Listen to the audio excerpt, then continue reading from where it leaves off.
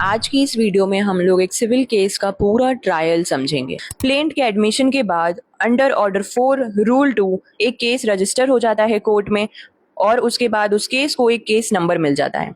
Accordingly जब case file हो जाता है कोर्ट में तब सेक्शंस 27, 28, 29 एंड ऑर्डर 5 रूल 9 के अंतर्गत डिफेंडेंट यानी कि प्रतिवादी को एक सम्मन भेजा जाता है।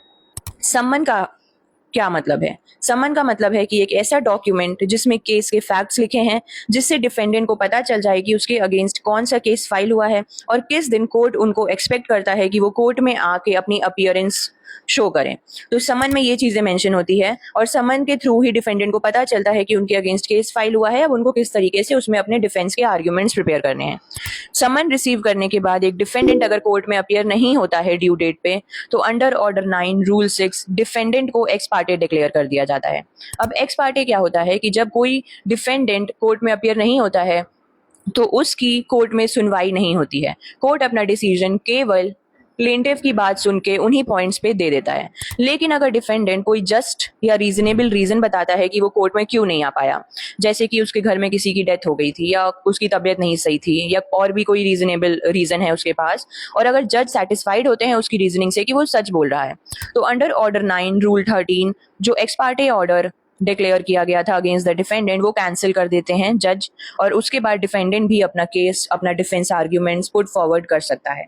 अगर डिफेंडेंट कोर्ट में अपीयर होते हैं समन रिसीव करने के पश्चात तो उनको जो प्लेंटिफ ने प्लेंट बनाई थी उसका रिप्लाई देना होता है।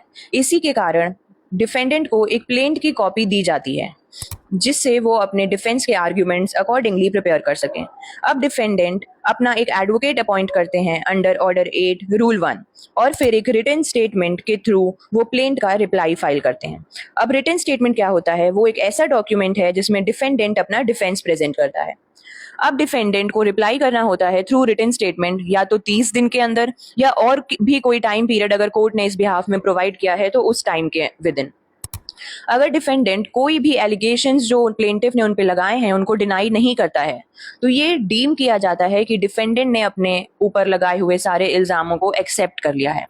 अगर डिफेंडेंट अपनी WS यानी कि रिटन स्टेटमेंट जब कोर्ट में जब प्रेजेंट करते हैं उसके बाद कोर्ट दोनों ही प्लेंटिफ और डिफेंडेंट को अपने सारे डॉक्यूमेंट्स कोर्ट में प्रेजेंट करने का मौका देती है अंडर ऑर्डर 13 रूल 1 एंड 2। जो भी डॉक्यूमेंट्स प्लेंटिफ और डिफेंडेंट को लगते हैं कि वो उनके रिस्पेक्टिव क्लेम्स को सपोर्ट करते हैं।